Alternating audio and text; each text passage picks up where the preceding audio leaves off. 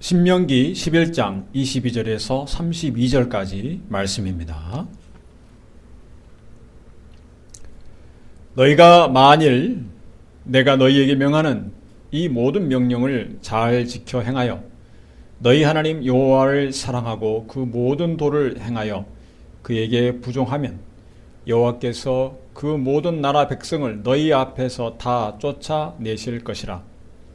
너희가 너희보다 강대한 나라들을 얻을 것인즉 너희의 발바닥으로 밟는 곳은 다 너희 소유가 되리니 너희의 경계는 곧 광야에서부터 레바논까지와 유브라데 하수라 하는 하수에서 서해까지라. 너희 하나님 여호와께서 너희에게 말씀하신 대로 너희 밟는 모든 땅 사람들로 너희를 두려워하고 무서워하게 하시리니 너희를 능히 당할 자가 없으리라. 내가 오늘날 복과 저주를 너희 앞에 두나니 너희가 만일 내가 오늘날 너희에게 명하는 너희 하나님 여호와의 명령을 들으면 복이 될 것이요 너희가 만일 내가 오늘날 너희에게 명하는 도에서 돌이켜 떠나 너희 하나님 여호와의 명령을 듣지 아니하고 본래 알지 못하던 다른 신들을 좇으면 저주를 받으리라. 내 하나님 여호와께서 네가 가서 얻을 땅으로 너를 인도하여 들이실 때에는 너는 그리심 산에서 축복을 선포하고 에발산에서 저주를 선포하라.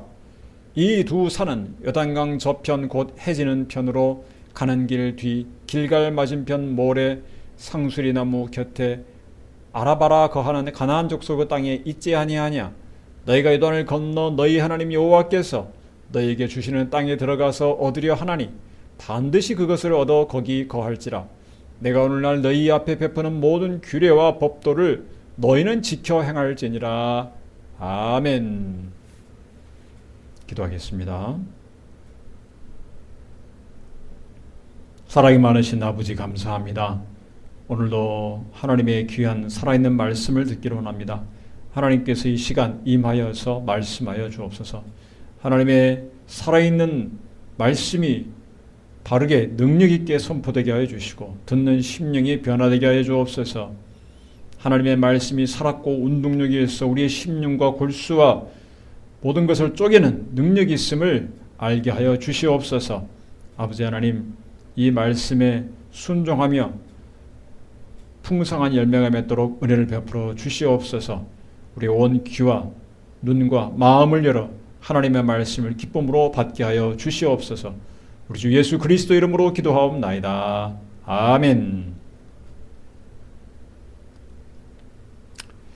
네, 오늘 본문의 말씀은 하나님의 명령을 잘 지켰을 때 하나님이 복을 주실 것이고 지키지 않을 때 저주를 받을 것이다는 말씀이 기록되어 있습니다. 오늘 본문에 보면 복과 저주가 동시에 언급되었습니다. 이것은 마치 두 개의 어떤 선택지를 놓고서 그 중에서 하나를 고르라는 것으로 생각이 될 수 있습니다. 그러나 하나님께서 우리에게 명하시는 것은 그것이 아닙니다. 하나님께서는 우리에게 말씀을 지키려고 복을 누리기를 원하시는 것입니다. 하나님께서 이스라엘 백성에게 어떤 과정을 통해서 복을 약속하셨는지 살펴볼 필요가 있습니다. 첫째로 하나님은 순종을 전제로 복을 약속하셨습니다. 오늘 본문 22절에서 23절 말씀을 보면 너희가 만일 내가 너희에게 명하는 이 모든 명령을 잘 지켜 행하여 너희 하나님 여호와를 사랑하고 그 모든 도를 행하여 그에게 부종하면 여호와께서 그 모든 나라 백성을 너희 앞에서 다 쫓아내실 것이라. 너희가 너희보다 강대한 나라들을 얻을 것인즉 모세는 하나님의 말씀과 명령을 잘 지켜 행할 때 하나님께서 이스라엘 백성이 가나안 땅을 주시는 약속을 확인합니다. 하나님의 복은 순종을 전제로 주시는 복입니다. 하나님께 순종하면 가나안 족속을 쫓아내시고 그 땅을 주실 것이라고 약속하셨습니다. 심지어 24절을 보면 너희가 발바닥으로 밟는 곳은 다 너희 소유가 되리니 이렇게까지 말씀하셨습니다. 이것은 모세가 하는 말이긴 하지만 그러나 사실 하나님께서 확인해 준 말씀입니다. 여호수아에게도 이 같은 말씀을 하셨습니다. 발바닥으로 밟는다는 것은 하나님의 약속을 믿고 순종하는 구체적인 행동을 의미합니다. 하나님이 주신 땅을 가서 밟는 것입니다. 약속을 믿고 확인하고 밟는 것입니다. 그 땅을 소유하는 것은 직접 가나안 족속과 싸워야만 얻을 수가 있습니다. 그들과 싸우고 그들을 몰아내는 순종을 할 때, 발바닥으로 밟을 때 주어지는 복인 것입니다. 이것은 하나님께서 아브라함에게 복을 약속하실 때에도 마찬가지입니다. 하나님께서 아브라함의 75세 된 때에 너희 본토 친척 아비의 집을 떠나라, 고향을 떠나라 이렇게 말씀하셨습니다. 그리고 약속하십니다. 창세기 12장 2절 말씀을 보면 내가 너로 큰 민족을 이루고 내게 복을 주어 내 이름을 창대케 하리니 너는 복의 근원이 될지라.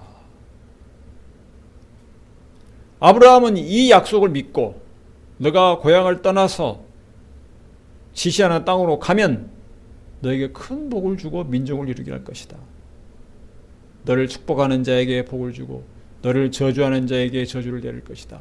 이런 말씀 약속을 믿고 고향을 떠났습니다.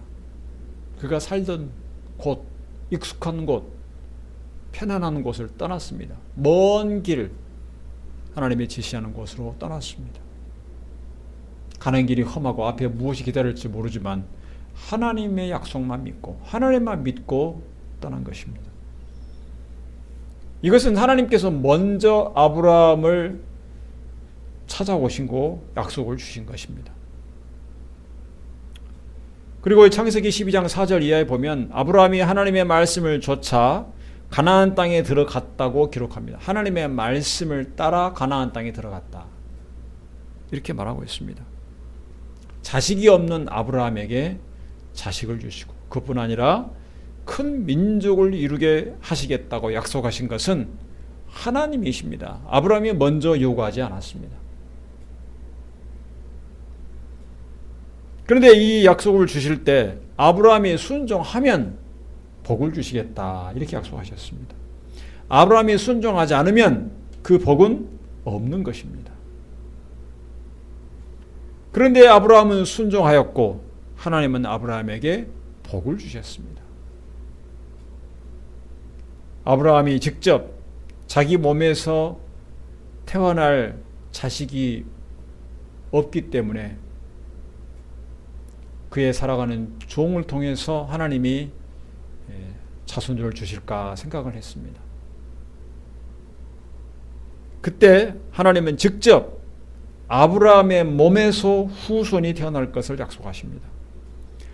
하늘을 보라, 하늘의 별처럼 수많은 별들처럼 많은 자손이 태어날 것을 약속하신 것입니다. 아브라함이 바로 이 약속을 믿은 것, 이것을 하나님께서 의롭다고 여기셨습니다. 하나님은 아브라함에게 100세에 이삭을 낳게 하셨고 이삭을 통해서 야곱이 태어나고 바로 이 야곱으로부터 이스라엘의 12지파가 시작이 된 것입니다. 하나님이 주시는 복은 믿음으로 순종하지 않으면 얻을 수가 없는 것입니다. 그런데 많은 사람들이 하나님이 주시는 복을 그냥 얻으려고 합니다. 하나님 이러한 복을 주십시오. 이러한 성공을 주십시오. 사업이 잘 되게 해주십시오. 그냥 달라고만 기도합니다. 그리고 기도를 들어주지 않으면 응답이 없으면 하나님을 원망합니다. 하나님이 주시는 복이 무엇인지를 잘 모르는 것입니다. 하나님이 자신에게 좋은 것을 주시는가 나쁜 것을 주시는가를 보고 하나님을 판단하려고 합니다. 그래서 이런 말을 합니다. 그가 원하는 것을 얻지 못할 때 또는 뜻밖의 어떤 어려움을 만날 때 하나님 저에게 이르실 수 있습니까? 하나님이 살아계신다면 이르실 수 있습니까? 하나님께서 하시는 일이 자기의 기대에 미치지 못한다는 말입니다. 그런 원망입니다. 이스라엘 백성이 그렇지 않습니까? 광야에서 하나님을 원망했습니다. 하나님을 원망한 것은 하나님을 시험한 것입니다. 하나님께 순종하는 것이 아니라 하나님을 시험했습니다. 마실 물이 없다고 하나님을 원망했습니다. 하나님이 자신들에게 늘 하나님께 순종하나 순종하지 않으나 자기가 원하는 때 원하는 것을 항상 주실 것을 기대했습니다. 그러지 못하자 그 기도가 충족되지 못하자 하나님을 원망합니다. 마실 물이 없다고 원망하고 먹을 고기가 없다고 원망합니다. 뒤에서 애굽의 군대가 쫓아오고 앞에는 홍해 바다가 가로막혀 있자 꼼짝없이 죽게 되었다고 또 원망합니다. 하나님께 본인들이 늘 순종했는지 하나님께 늘 믿음으로 나아갔는지를 돌아보지 않고 먼저 하나님을 판단하려고 하는 것입니다. 애굽에 있었으면 좋았을 것을 애굽에 매장지가 없어서 여기 와서 우리를 죽이려 하시는가 하나님을 의심하고 원망합니다. 오늘날 많은 성도들이 이와 같이 하나님을 시험하고 하나님을 판단하는 잘못에 빠지고 있습니다. 하나님께 이러이러한 것을 원한다고 잔뜩 요구사항을 하나님께 올립니다. 기도하는 시간이 하나님께 청구서를 내미는 시간입니다. 그 자신이 하나님 앞에 무슨 삶을 살았는지 돌아보지 않고 하나님 이거 해 주십시오. 저거 해 주십시오. 사업이 잘 되게 하시고 자식이 좋은 데 가게 해주시고 병이 낫게 해주시고 취직이 잘 되게 해주시고 명예를 얻게 해주시고 이런 기도를 합니다. 그런데 그 기도한 대로 이루어지지 않으면 하나님을 원망하기 시작합니다. 자신이 하나님의 말씀에 순종하는 삶을 살았는지 그렇지 않은지 자신을 돌아보는 것이 부족합니다.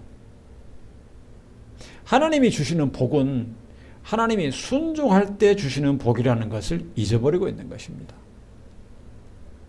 하나님이 주시는 복은 하나님의 뜻에 합당한 자가 합당한 삶을 사는 자가 누릴 수 있는 것입니다.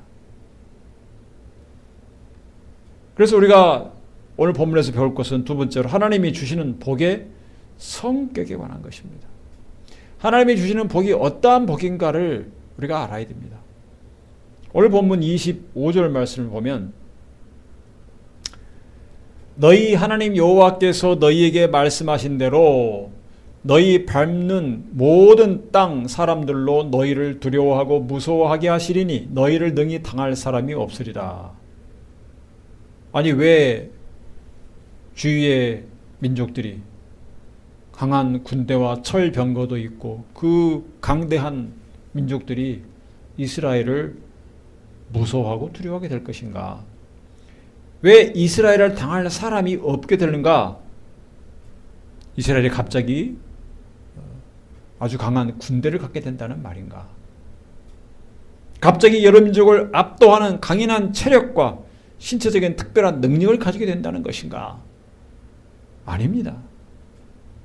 이스라엘의 뒤에 하나님이 계시기 때문에 그렇습니다. 그래서 이스라엘을 무서워하고 이스라엘 사람들을 당할 자가 없다는 것입니다. 하나님께서 이스라엘과 함께하는 것을 보았기 때문에 두려워하는 것입니다. 이스라엘이 하나님의 백성이기 때문에 두려워하는 것입니다. 다시 말하면 하나님이 주시는 복은 이스라엘 백성을 하나님께서 함께하시는 하나님의 백성이 되게 하는 것입니다. 그것이 바로 하나님이 주시는 복입니다. 하나님께서 이스라엘 백성을 하나님의 백성으로 삼으시겠다는 약속을 주셨습니다.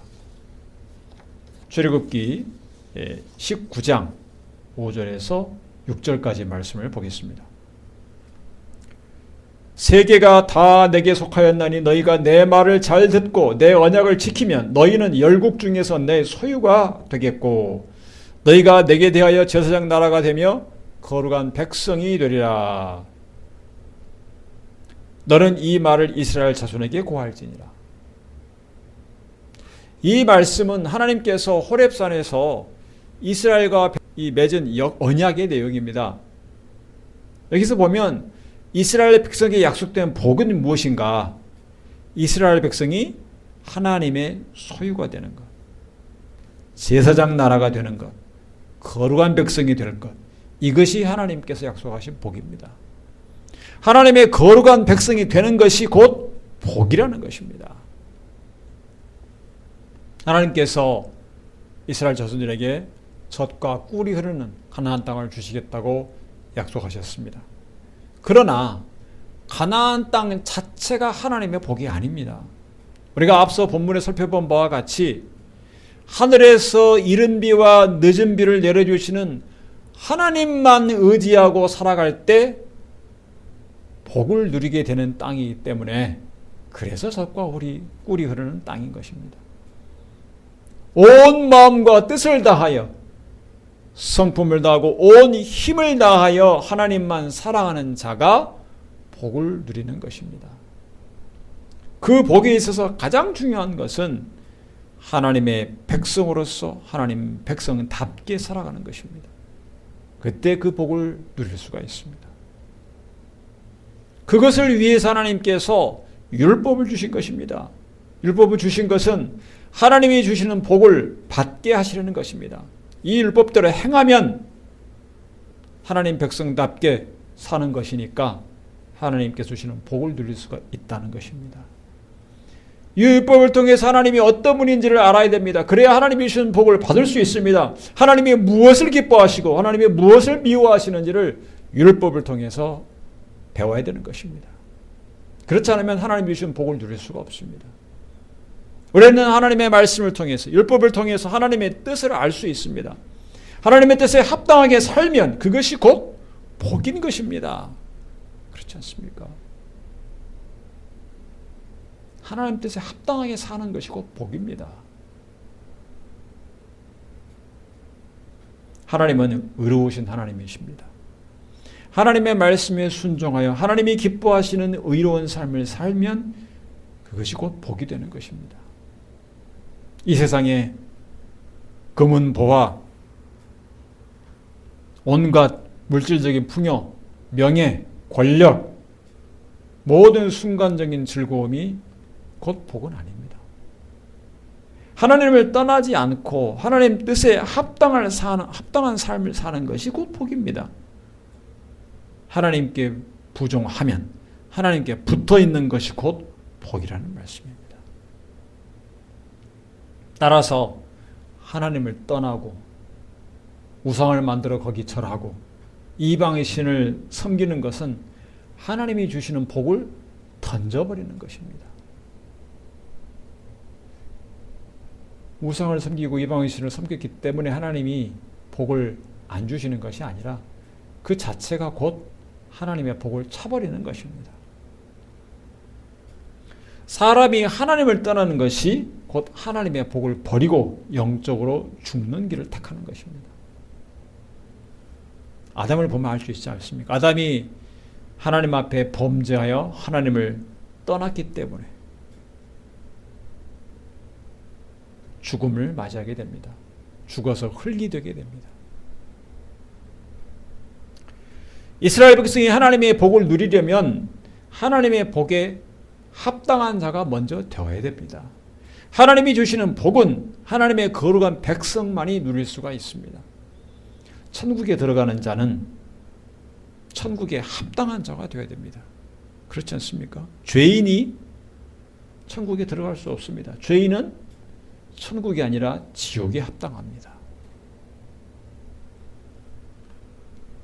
그래서 세상적인 행복과 하나님이 주시는 복은 그 성격이 아주 다릅니다. 하나님이 주시는 복은 아무나 누릴 수가 없습니다. 하나님께서 함께 하시는 자만이 복을 누릴 수 있습니다. 하나님이 함께 하시는 것이 곧 복인 것입니다. 세상에서는 금은보화 성공과 명예가 곧 복이라고 생각하지만 하나님이 주시는 복은 이처럼 다른 것입니다. 이것은 에덴 동산에서부터 천국에 이르기까지 원리가 같습니다. 하나님의 복은 하나님의 뜻에 합당한 자만이 누리는 것입니다. 이제는 예수 그리스도 안에서 거듭난 성도만이 누리는 복이 되었습니다. 베드로전서 2장 9절 말씀을 보겠습니다. 오직 너희는 택하신 족속이요 왕 같은 제사장들이요 거룩한 나라요 그의 소유된 백성이니 이는 너희를 어두운 데서 불러내어 그의 기이한 빛에 들어가게 하신 자의 아름다운 덕을 선전하게 하려 하심이라. 이제 예수 그리스도 안에서 믿음으로 거듭난 성도만이 택하신 족속이라는 것입니다. 왕 같은 제사장이요 거룩한 나라 하나님의 소유된 백성이다. 하나님이 함께 하시는 백성으로서의 복을 누리게 되는 것입니다. 성도 여러분, 하나님께서 주시는 복이 가지는 성격이 무엇인가를 잘 기억해야 됩니다. 하나님 주시는 복은 그 핵심은 하나님이 함께 하시는 것입니다. 거룩하신 하나님의 백성이 된 자만이 하나님이 함께 하심으로 하나님의 백성이 된 자만이 누리는 것입니다. 그래서 예수 안에서 믿음으로 하나님의 백성이 되고 하나님의 자녀가 된 것이 곧 하나님이 주시는 복을 누리는 것입니다. 하나님이 늘 함께 하시는 임마누엘의 복, 하나님의 복을 누리는 삶을 살게 됩니다. 그래서 우리는 믿는 성도 여러분은 세상적인 복을 부러워할 것이 아니라 하나님께서 여러분과 함께 하시는 이 복을 기뻐하고 누릴 수 있기를 바랍니다.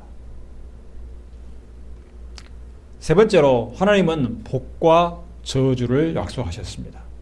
오늘 본문 26절에서 28절을 보면 내가 오늘날 복과 저주를 너희 앞에 두나니 너희가 만일 내가 오늘날 너희에게 명하는 너희 하나님 여호와의 명령을 들으면 복이 될 것이요 너희가 만일 내가 오늘날 너희에게 명하는 도에서 돌이켜 떠나 너희 하나님 여호와의 명령을 듣지 아니하고 본래 알지 못하던 다른 신들을 좇으면 저주를 받으리라. 하나님께서 주시는 복이 가지는 성격이 하나님과 함께하는 자가 누리는 것이다. 이렇게 살펴봤습니다. 그렇다면 하나님과 함께하지 않는 것이 곧 무엇을 의미할까요? 하나님과 함께하지 않는 것. 하나님은 생명을 주시는 분입니다. 하나님은 모든 인간의 생사화복을 주장하시는 분입니다. 우리는 성경에서 아담이 범죄의 결과로 하나님을 떠나는 것은 곧 죽음이라는 것을 알게 되었습니다. 하나님이 주시는 복은 받으면 좋고 안 받아도 상관없는 것이 아닙니다. 하나님의 복은 그런 것이 아닙니다. 하나님의 복은 저와 여러분의 인생에서 덤으로 얻는 것이 아닙니다. 필수 불가결한 것입니다.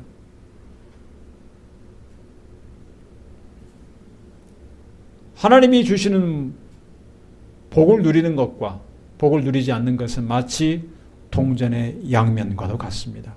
동전은 앞면 아니면 뒷면이 나옵니다.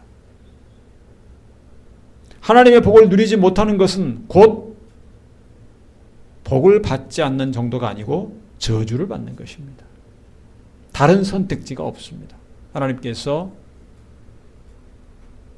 복과 저주를 두셨다고 했습니다. 이것이 천지 만물을 지으신 하나님이 정하신 법칙입니다. 하나님께서 아담에게 말씀하셨습니다. 동산 중앙에 있는 나무의 실과는 열매는 먹지 말라. 먹으면 정령 죽으리라. 하나님께서 정하셨습니다. 하나님의 말씀에 순종하면 복을 누릴 것이고 하나님 말씀 순종하지 않으면 죽을 것이다. 하나님께서 정하셨습니다. 복과 저주를 두셨습니다.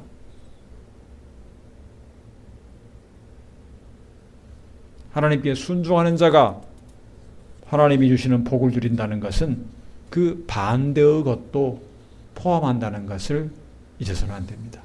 즉 하나님께 순종하지 않는 자는 저주를 받는다는 것입니다. 모세는 이스라엘 백성에게 이 놀랍고 무서운 진리를 강조하면서 가르치고 있습니다.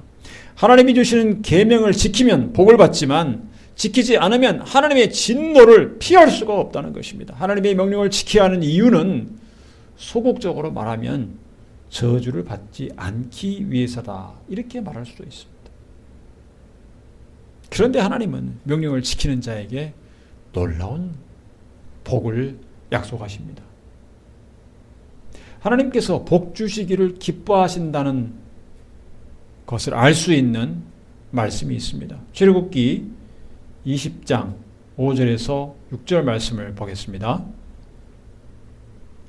나 여호와 너의 하나님은 질투하는 하나님인즉 나를 미워하는 자의 죄를 갚되 아비로부터 아들에게로 3, 4대까지 이르게 하거니와 나를 사랑하고 내 계명을 지키는 자에게는 1000대까지 은혜를 베푸느니라.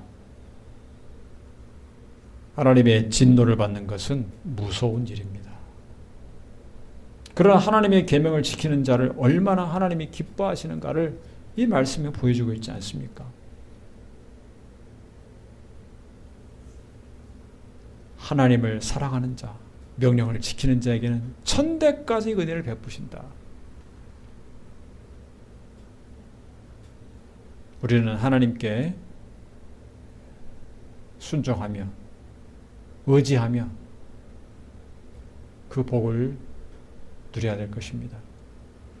그럼에도 불구하고 오늘 본문 말씀이 가르쳐주는 것은 하나님의 복을 받지 못하는 것이 그것만으로 끝나는 것이 아니고 하나님의 무서운 진노를 받을 것이라는 경고의 말씀입니다.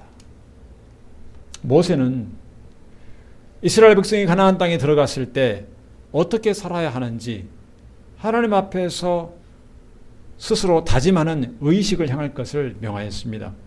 오늘 본문 28절을 보면 내 하나님 여호와께서 네가 가서 얻을 땅으로 너를 인도하여 들이실 때에 너는 그이심산에서 축복을 선포하고 에발산에서 저주를 선포하라. 하나님의 복과 저주가 얼마나 분명하게 대비가 되는가, 서로 반대가 되는가 선포하고 백성들로 하여금 하나님의 명령에 순종할 것을 다짐하게 하는 것입니다.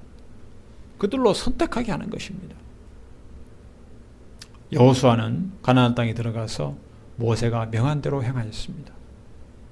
가나안 땅에서 아이성을 정복한 후에 모든 백성으로 하여금 모이게 하고 절반은 그리심산 앞에, 절반은 에발산 앞에 서게 했습니다. 그리고 가운데는 언약궤를 맨 제사장들이 있습니다. 곧 하나님의 임재가 가운데 있습니다. 하나님의 임재하심 앞에서 여호수아가 하나님의 율법을 낭독할 때에 온 백성이, 양편에 갈라선 백성이 하나님의 말씀을 듣습니다. 하나님의 말씀이 분명하게 그들 앞에 임하였습니다. 하나님의 복과 저주의 말씀이 선포될 때 이스라엘 백성이 다 들었습니다. 그 장면은 그들의 가슴 깊이 새겨질 것입니다. 그리고 자녀들에게, 자손들에게 전해지게 할 것입니다. 하나님의 이 복과 저주의 말씀은 그대로 이루어졌습니다. 말씀하신 대로 이루어졌습니다. 이스라엘 백성이 하나님 앞에 순종할 때는 하나님께서 주시는 복을 누렸습니다. 부강한 나라를 이루었습니다. 적과 싸우면 승리했습니다.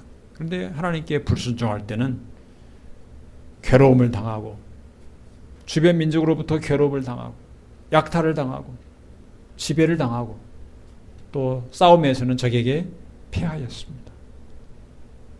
그리고 최종적으로 역사적으로 볼 때 이스라엘 나라는 불순종에서 멸망을 당했습니다.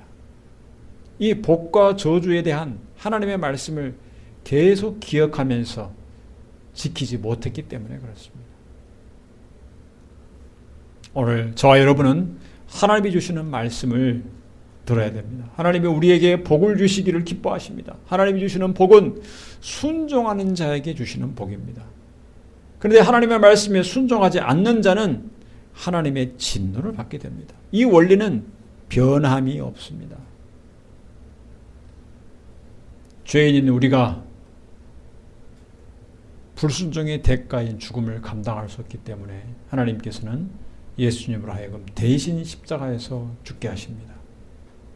그리고 우리를 대신하여 감당하게 하십니다. 이제 예수님 안에서 하나님께서는 저와 여러분을 자녀로 삼으십니다. 성령의 인도하심 따라 살게 하십니다. 이제 날마다 순간마다 하나님이 무엇을 기뻐하시는지, 여러분을 향한 하나님의 뜻이 무엇인지 분별하기를 힘쓰시기 바랍니다. 여러분의 가정에서, 직장에서, 일터에서, 사람과의 관계에서, 여러분이 처하는 모든 상황 속에서 괴로우나 슬프나 기쁘나 즐거우나 모든 상황 속에서 하나님이 무엇을 기뻐하시는가? 여러분이 예상치 못한 재난을 당하고 큰 어려움을 당하는 한이 있더라도 그 상황에서 하나님이 무엇을 기뻐하시는가 살피시기 바랍니다. 그리고 하나님의 뜻에, 하나님의 말씀에 순종하기를 힘쓰시기 바랍니다. 성도 여러분, 하나님은 여러분이 복을 받기를 기뻐하십니다. 그것을 원하십니다. 이제 예수 그리스도 안에서 거듭난 성도는 하나님의 자녀답게, 하나님의 백성답게, 거룩한 백성답게 이 세상에서 살아야 됩니다. 그래서 하나님께서 날마다 우리에게 하루를 더 허락하여 주시는 것입니다. 하나님께서 기뻐하시는 순종으로 하나님이 주시는 복을 날마다 누리시기를 주님의 이름으로 축원합니다. 기도하겠습니다. 하나님 아버지 감사합니다. 오늘도 하나님이 우리에게 주시는 말씀을 들었습니다. 하나님께서 우리에게 복을 주시기를 기뻐하시는 것을 들었습니다. 그런데 그 복은 순종하는 자가 받는다 했습니다. 하나님께 순종함으로 하나님이 주시는 복을 누리게 하여 주옵소서. 하나님의 복은 하나님의 백성으로서 하나님께 함께하는 것임을 잊지 않게 하여 주옵소서.